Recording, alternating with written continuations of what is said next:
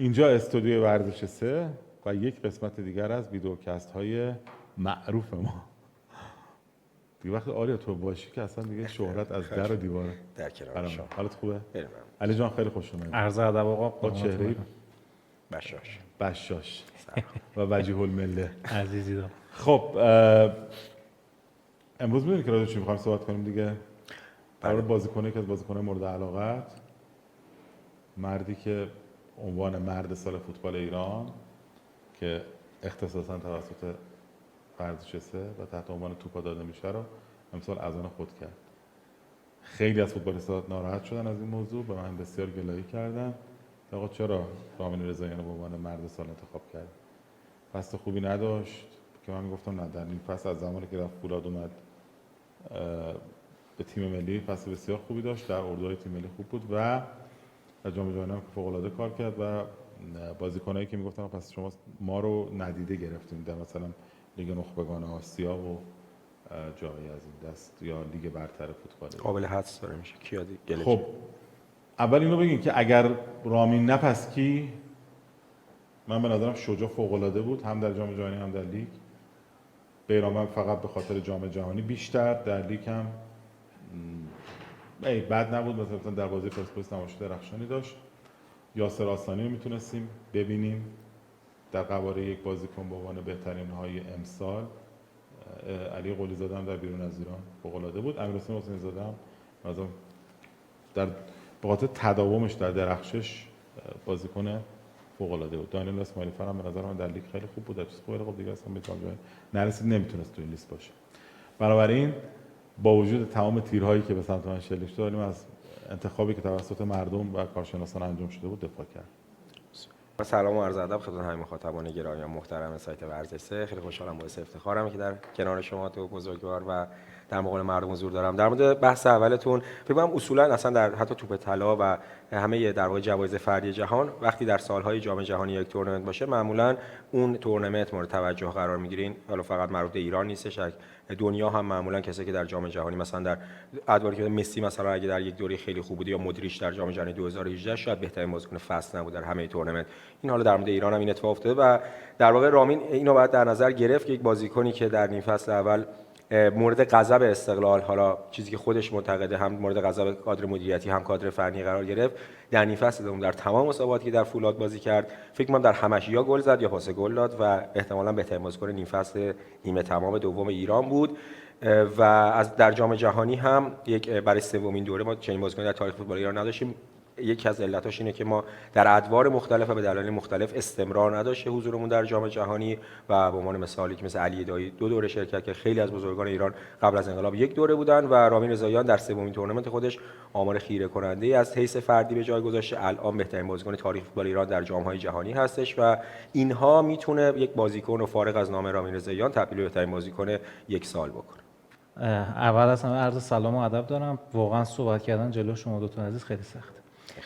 در مورد رامین رضاییان و لیگ برتر، ببینید ما لیگ برترمون ناتمام بوده و لیگ ایران لیگیه که بسیار نزدیکه به هم، یعنی بازیکن‌ها مثلا با 5 هفته 6 هفته 8 هفته اصلا درخشش میتونن به هم نزدیک بشن.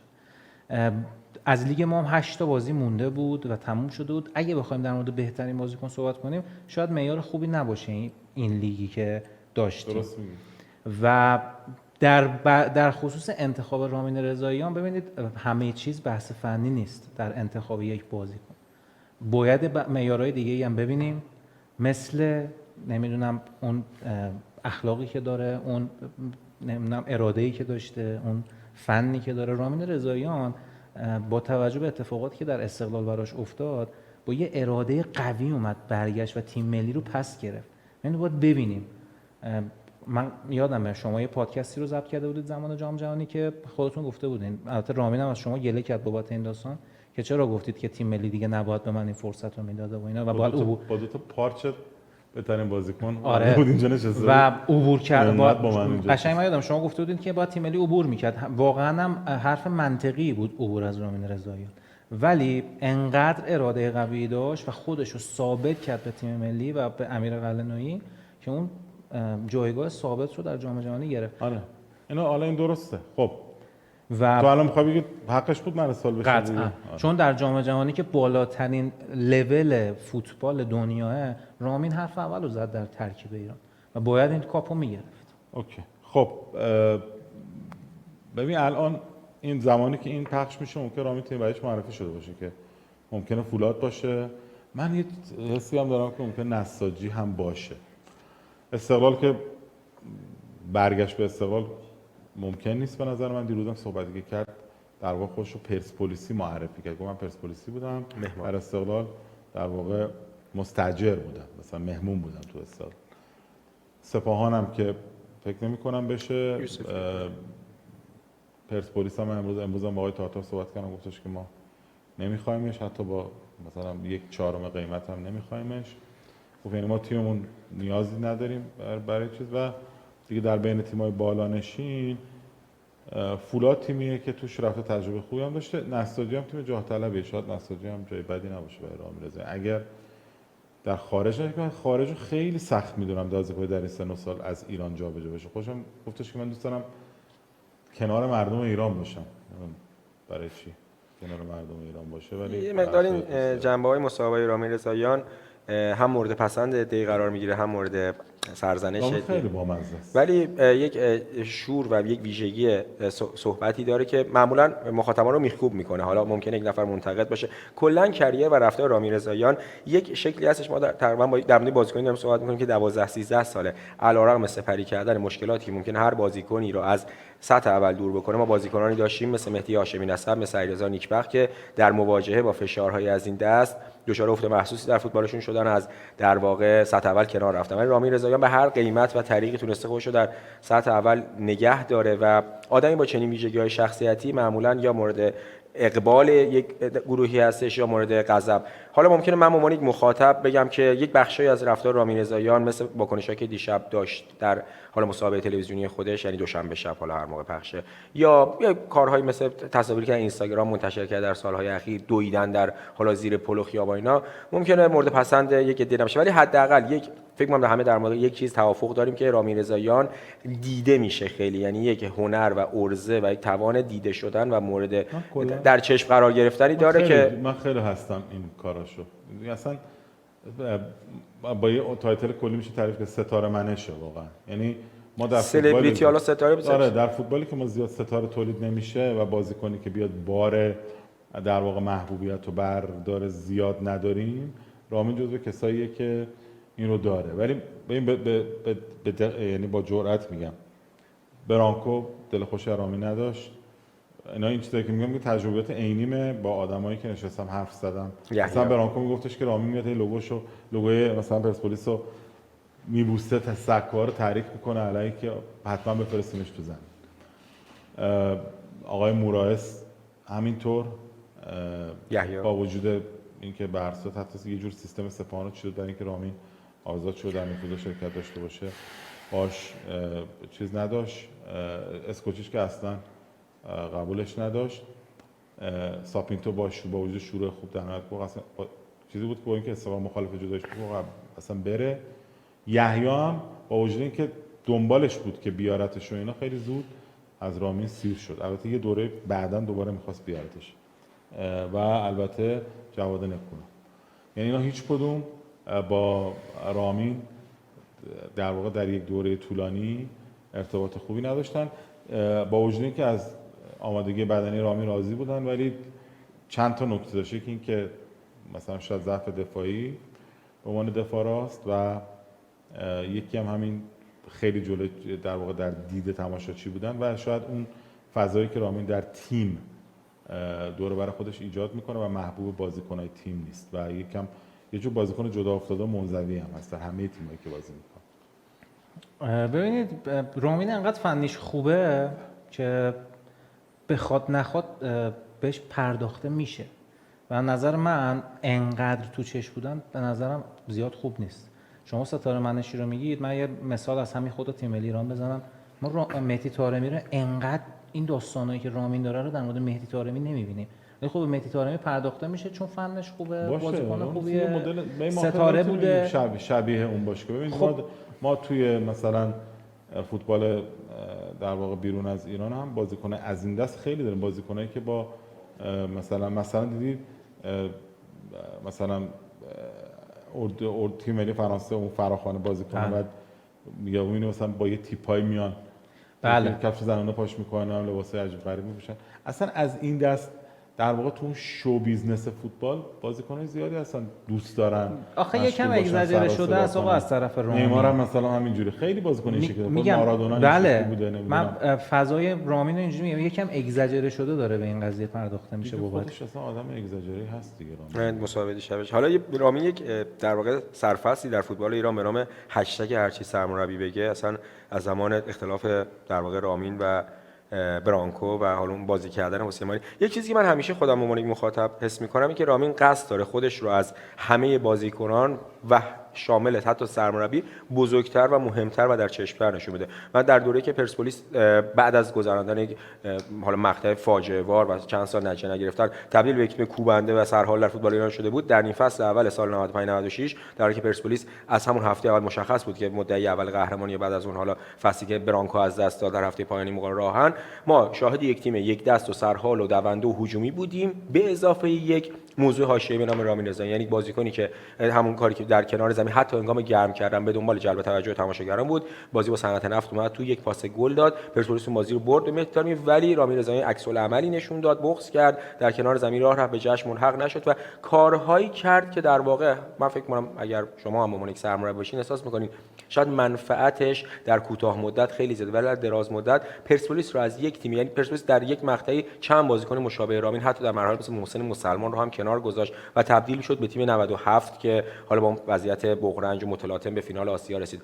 بازیکنی مثل رامین در واقع در مقاطعی که به نظرم در مقابل سرمربی قرار میگیره یا حداقل از بیرون اینجوری استنباط میشه انگار میخواد خودش رو مهمترین عضو تیم و در واقع به شیء حتی در جام جهانی هم اینجوری هستش. رامین همش شما می‌بینید که در جشن‌های شادی شرکت نمی‌کنه، جداگانه یک حرکتی داره. ایران گل دوم نیوزلند میزنه، رامین که همه بازیکن‌ها میرن سمت محبی، رامین کنار وای میسه، یا ایران به مصر گل میزنه، هیچ فریمی از رامین نیست، اون سمت داره با تماشاگر خوشحال می‌کنه. اینا کارهایی که من فکر می‌کنم به مذاق سرمربیان خوش میاد، در جایی که فرصتش رو پیدا می‌کنن، حالا نمیشه گفت از شر رامین راحت میشن ولی یه جورایی کنارش میذارن. که این رفیق شما آقای مطهری پس چطوری تونسته این یک فرمولو پیدا کنه؟ یک ارتباط خیلی حالا دوستانه بینشون هستش. علتش هم اینه که از نظر تاکتیکی وقتی که رامین به فولاد رفت، حمید مطهری این تضمین رو بهش داد. البته یحیی آوردش ولی خب اون جلسه‌ای که یحیی آخرین بازیش در فولاد بود اصلا رامین بازی نکرد، یعنی کارت بازی صادر نشد و حمید مطهری این تضمین رو به رامین داد که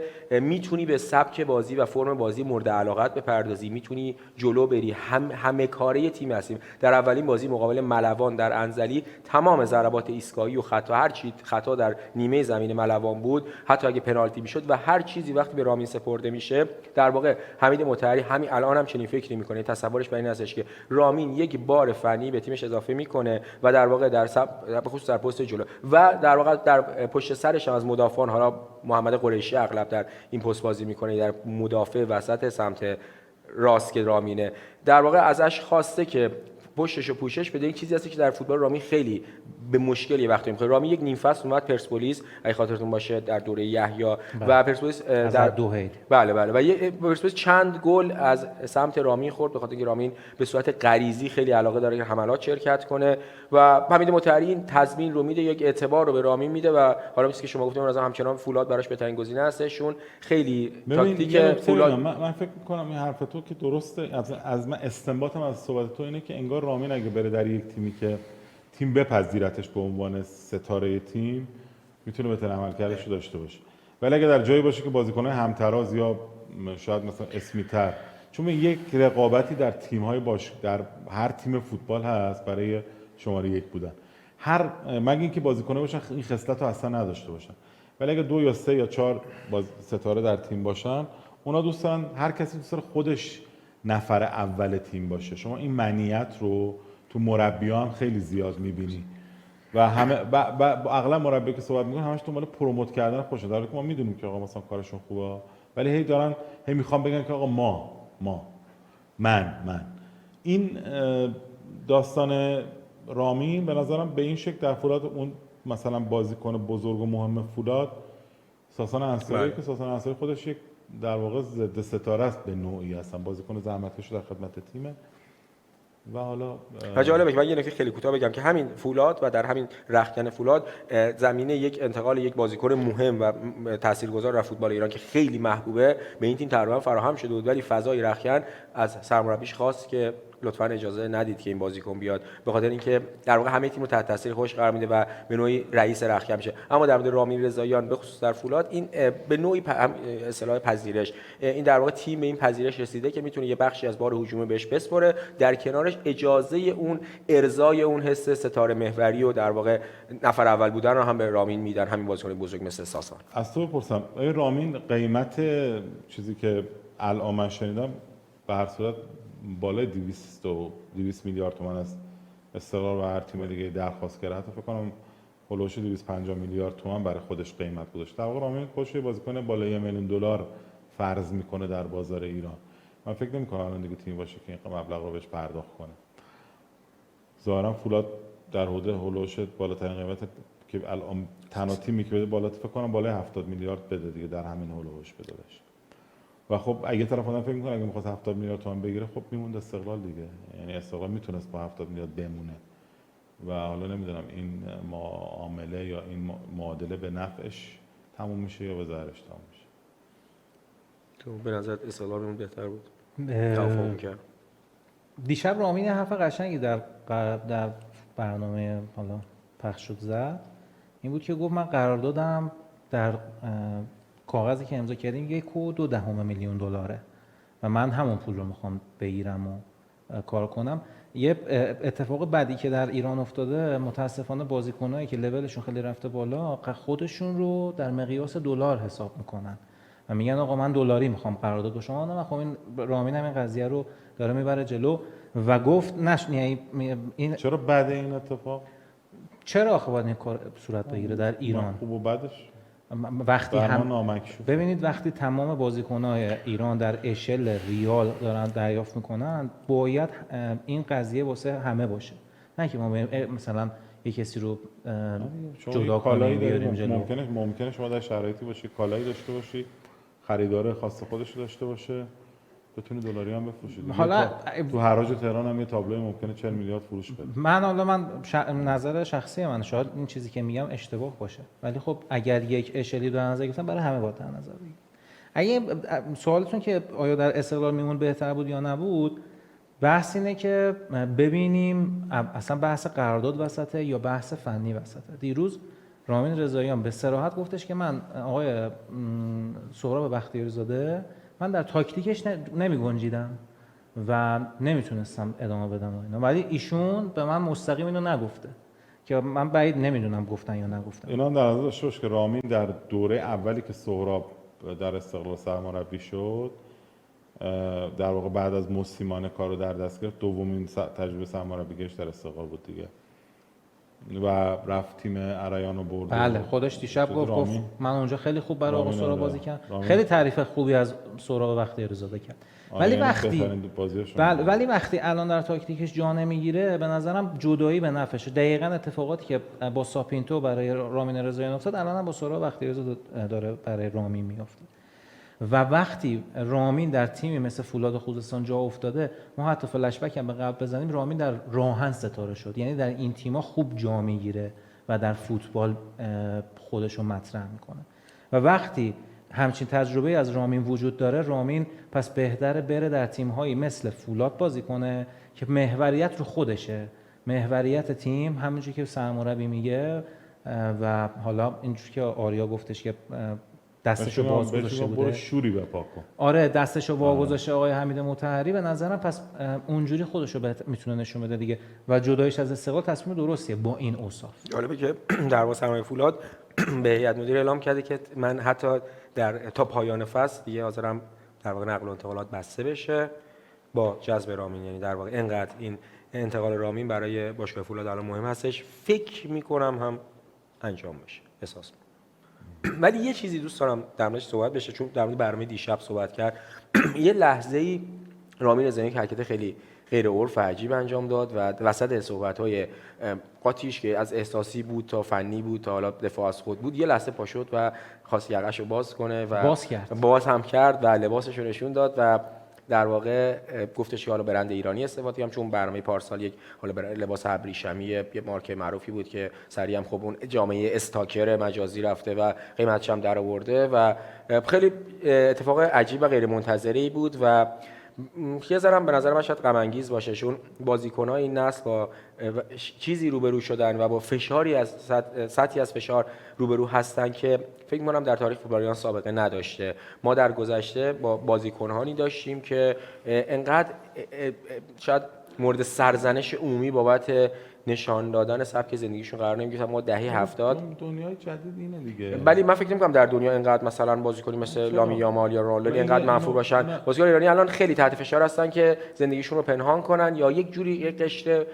متفاوت از جامعه یا انگار دور از جامعه هستن که فکر می‌کنم یه مقدار در موردشون داره شاید اینو ببین این یه چیز تندی آره یه چیزی بگم. ببین الان مثلا ممکنه شما مثلا یه شهروند مثلا بمبئی باشی، بعد صبح پاشی مثلا طرفدار لیورپولی، پاشی برید مثلا تو پیج لیورپول علیه مثلا ایراولا کامنت منفی بذاری، بعد دو نفر دیگه هم بیان کامنت لایک کنن یا مثلا تعداد بیشتری آدم به چیز بکنن. مثلا اینو این مثال میزنم، این در اینو یه مقاله خوندم که درباره برندن راجرز بود که دقیقاً همین بود که میگه یه نفر از هند میتونه مثلا رو سرنوشت یک سرمربی توی انگلیس تاثیر بذاره. ما این الان اینه دیگه، یعنی ببین خوبی و بدی مورد توجه قرار گرفتن در دنیای جدید با همه دیگه. یعنی وقتی که تو خودت رو در اون مقیاس داری عرضه میکنی و دوست داری ستاره باشی، نگاه ها رو بدزدی از خودت، هیت هم میگیری دیگه. یعنی هیت و لایک با هم. آخه اصلا نمیشه بدون هم. یه چیزی بهتون بگم، رفتارهای رامین با صحبتاش متناقضه. مثلا من یادمه توی یکی از صحبتاش رامین رضاییان گفته بود که من برام مهم نیست اصلا حرف برام مهم نیست، هیچ چیزی برام مهم نیست. وقتی دیروز میای این اتفاق رو رقم میزنی، بلند میشی یقه رو وا میکنی یا اصلا ساعت رولکس تو نمیندازی، دستبند کارتیت رو نمیندازی، زنجیرت رو نمیندازی، یعنی اون حرفا برات مهم بوده. تو اگه راه این در فضای مجازی بودن، در چش بودن رو انتخاب کردی، پس دیگه اون حرف طبق حرف خودت، طبق گفته که داشتی نباید این حرف برات مهمی بود که بیای دیشب در آنتن زنده اون کار انجام بدی. من دیشب داشتم زور با یکی از بچه‌ها صحبت می‌کردم. رامین رضاییان دیروز خودش بود. در برنامه‌ای که اجرا شد خودش بود. ولی وقتی میخوای خودت باشی، اون حرفا رو نیا بزن که برای من دیگه هیچی مهم نیست، میخوان هر حرفی بزنن، من هر لباسی میپوشم. اون حرفا هم به نظر نه همونقدر نباید جدی گرفته بشه که این حرفای جدیدشان نباید جدی گرفته بشه. یعنی بالاخره بازیکن احساسی توی همیشه در یه حالتی که انگار خیلی یه ذره یه جوریه موقعی که داره صحبت میکنه، داره یه چیزایی میگه دیگه. حالا مثلا انقدر حالا من فکر کنم حرف تو اینو میگه آقا حالا مثلا آقا بذار آقا بندازه یا نندازه، مثلا چرا انقدر مثلا ما بعد مثلا برام مسئله باشه. من یادمه دهه 80 اصلا بود. کلا این نسل فوتبال ایران بیش از اندازه اون چیزی که شاید آریا هم میخواد بهش برسه اینه تحت فشار این ماجرا هستن. بعد عوض شده. من قشنگ یادم آقا ما دهه 80 میرفتیم همیشه همین مجله روزنامه می‌خریدیم، همونایی که عکس ماشین بازیکن‌ها رو مینداخت.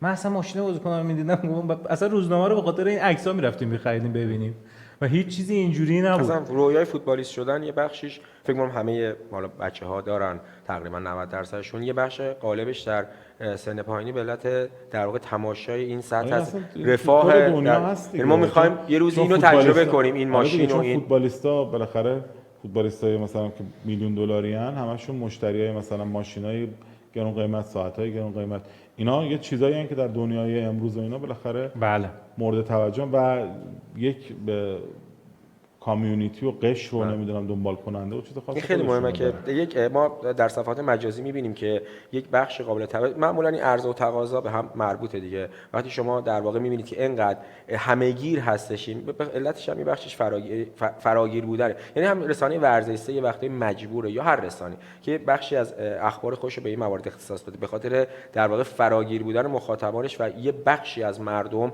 ممکنه مثلا جامعه سن پایین‌تر، نوجوان یا خانم یا این در بر بگیره، یعنی همه رو بتونه توجه به سمت خودش جلب کنه. یک موضوعی که فقط این وسط در واقع فکر می‌کنم در موردش یک مقدار ابهام به وجود اومده یا غبارزدایی نشده اینه که این نسل با یه نسل‌های گذشته به شکل بی‌رحمانه‌ای مقایسه میشه و در واقع به نوعی ابزاری برای کوبیدن این نسل در واقع ارجاع به گذشته میشه. یعنی ما مخاطبان یا مردم میان میگن که ما مثلا نسل 98 رو داشتیم که خیلی مردمی بودن، خیلی حامی مردم بودن، کنار مردم بودن، ولی وقتی وارد جزئیات میشیم به عنوان مثال میدونیم که یک نفری در فوتبال ایران در زمان بازگشت ایران از استرالیا کاری کرد که اگه علیرضا بیرانوند اون کارو میکرد مردم تقاضای اعدامشو داشتن، یا همین بازیکنان نسل 98 در حالا آن لحظاتی که مردم فعلی ایران شاید خیلی توقعاتی نسبت به در واقع واکنش‌های اینا دارن، شاید خیلی واکنش خاصی هم نشون ندن. این تنها جایی که به نظر من یک مقدار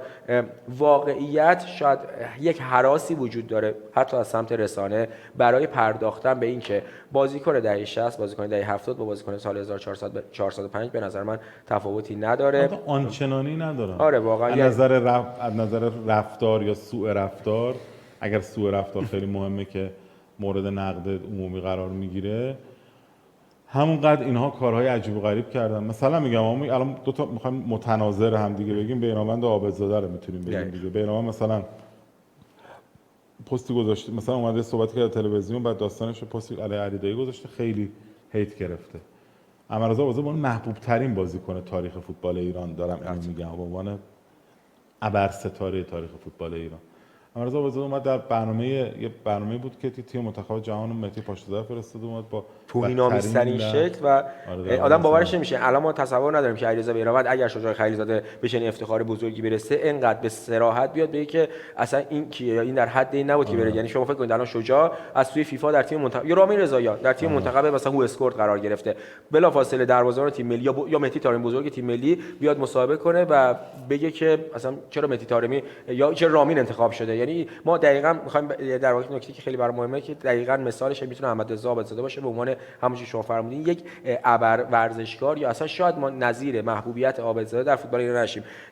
ولی انگار یک بخشی از جامعه فراموش کرده که اتفاقی که پیارسال در ورزشگاه آزادی برای علیرضا بیرانوند افتاد در سمت هواداران پرسپولیس، بی تردید نزدیک 6 یا 7 سال هر هفته از سمت هواداران استقلال نسبت به عابدزاده مطرح شد. یعنی این عابدزاده که امروز به عنوان نماد نسلی که زندگی چقدر شیرین بود یا با چه فوتبالی چه بازیکن‌هایی داشتیم به حدی مورد، یعنی ما فحاشی با اشاره به نام اعضای خانواده رو نسبت به بزرگانی به نام مثل حجازی و عابدزاده داشتیم. یعنی انقدر هوادار عصبانی و تندخو بود که متاسفانه حتی وارد چه جزئیات شخصی میشد. مردم یادشون میاد. دقیقاً، یعنی یه چیزی وجود داره یه غباررویی نسبت به گذشته اصولا وجود داره. ما در زندگی شخصیمون اینجوری هستش، یک نفر که فوت میکنه یا یه خاطره مربوط 20 سالیش در واقع تعریف میکنیم، معمولاً بدیها و زشتی‌ها و تلخی‌هاشو فراموش میکنیم. الان هم در مورد علی دایی به عنوان بی تردید یکی از بزرگترین بازیکنان تاریخ فوتبال آسیا، احمدرضا عابدزاده به عنوان یکی از محبوب ترین و با کیفیت ترین و فنی ترین، کریم باقری و همه مردم دارن داستان‌هایی تعریف میکنن که واقعیت نداره. این اصلا نافی شایستگی و بزرگی اونها نیستش، ولی این مقایسه انصاف توش رعایت نمیشه. منظور داستان چیه؟ ببین ما در مورد مثلا محبوبیت نسل داریم صحبت میکنیم که مردمی بودن اون وجه تعریفش هستش. یعنی ما برای کوبیدن بازیکن نسل 2026 جام جهانی میگیم ما نسلی رو تجربه کردیم که مردمی بودن یه سری تعریف داره، یه سری فاکتور داره. یعنی چیکار کرد؟ یعنی کجا در کنار مردم بودن؟ آیا در مثلا مناسبات اجتماعی یا مناقشات سیاسی و اجتماعی بودن؟ خیر، قطعا این نسل بیشتر هستن. آیا کمک در امور خیریه بیشتر فعالیت داشتن؟ خیر، قطعا. آیا آدمای سالمتری بودن، سالمتر نظر اجتماعی، از نظر برخورد با رسانه، با برخورد با خیر؟ قطعا این نسل مؤدب‌تر هستن، قطعا این نسل احترام بیشتری به مخاطب میذارن، قطعا این نسل تحمل بیشتری دارن. ما در مورد نسل داریم صحبت که بازم تاکید میکنم که در ما احمد رضا عابدزاده، من ببخشید ترم پر حرف می‌کنم، یه خاطره ازش. احمد رضا عابدزاده که امروز انقدر محبوبه، در بهمن سال 77 انقدر در اصفهان فوش خورد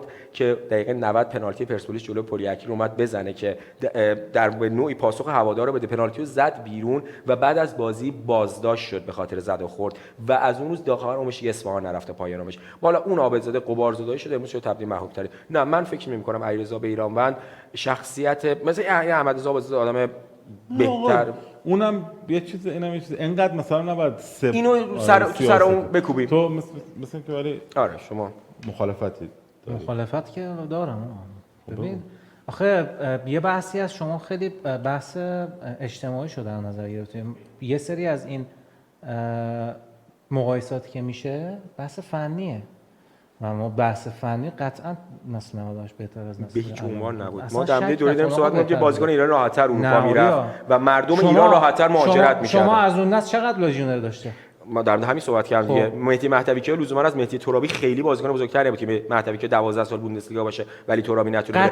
در دهه 70 وضعیت ایران در جهان به شکلی بود از نظر سیاسی و خرید بازیکن از آسیا به شکلی بود که ما 70 تا بازیکن کره و ژاپنی مثل الان نداشتیم. پخش بود از ایران هم ببین داریوش یزدانی، علی موسوی و مهدی پاشزاده به لورکوزن رسیدن. ما الان یه سردار آزمون و 6 ماه در رسول خطیبی به عنوان بازیکن با کیفیت و قابل احترام در بوندسلیگا بازی کرد. آیا الان بازیکن در رسول خطیبی میره بوندسلیگا؟ ما تعداد بازیکنایی که مستمر در اروپا بودن در به عنوان لژیونر کار کردن خیلی بیشتر از نسل الان بوده. خب دلیلش بود گفتم دیگه. نه این نیست. چرا؟ چجوری مهدی ترابی یعنی واقعا بازیکنی که میتونه مهدی ترابی یه سال رفت عربیه قطر برگشت. خب دیگه میگم در دهه 70 حتما مهدی ترابی اگر کیفیت فنیش مثل مهدی ترابی بازیکن بسیار خوبیه، بسیار خوبه، مهره قهرمانی در فوتبال ایران.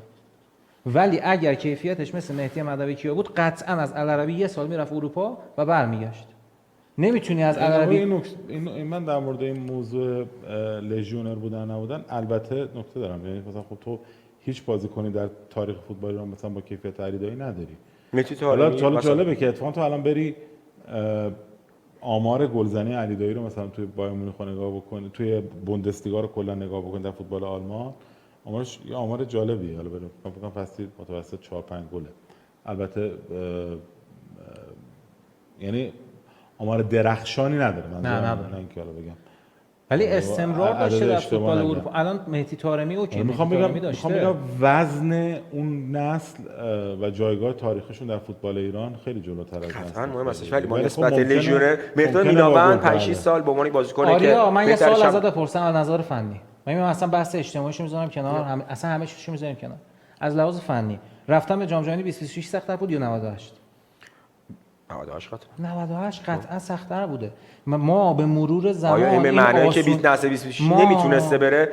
شما که نمیتونی بازی سخت برای خودت بتراشی یا من نمیگم نمیتونسته بره، اون در موقعیت قرار گرفته. ببین از لحاظ فنی اون تیمی بوده که در بعد اعتبار به فوتبال ایران خیلی بهتر از نسل 2026 کار کرده. در دوره‌ای بازی کرده که فوتبال ایران 20 سال به جام جهانی نرفته و یک بار صعود به جام جهانی طبیعتاً مصادف با یک شور ملی و حالا اقتصاد اعتبار اجتماعی هم.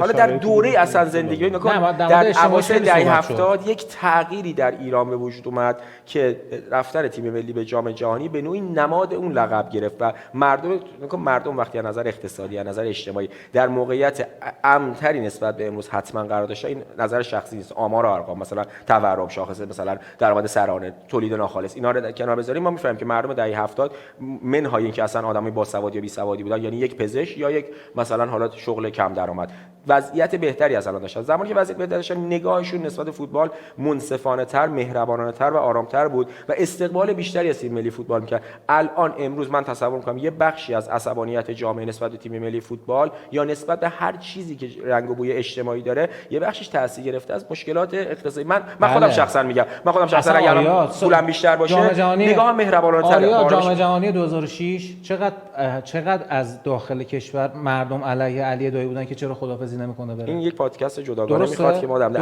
علی به نام علی دایی صحبت کنیم. حتی شرایط جوری پیش رفت که علی دایی همراه با تیم ملی به ایران برنگشت یه تایمی. خب کجا برسید؟ میخوام اینو بگم آقا، بحث اینه که مردم درسته فراموش کنن.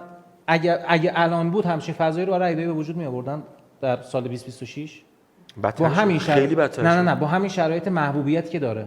ببین اگر علی دایی در اون سطح بازی ملیش که 2-3 سال واقعا موثر نبود، از 2000 حتی 2004 هم خوب نبود، علی در جام ملت‌های 2004 4 تا گل زد ولی بازیکن مهم، یعنی گل مهمی نزد. یک بازیکنی شاید به نوعی اضافی هم روی سیستم برانکو بود، یعنی همخوانی حداقل با سیستم. من فکر کنم مثلا وحید هاشمی اگه مهاجم نوک بود مثلا شاید ما نتیجه بهتری می‌گرفتیم، حتی شاید مثلا جام جهانی 2002 هم شاید، ولی تا 2002 خوب بود.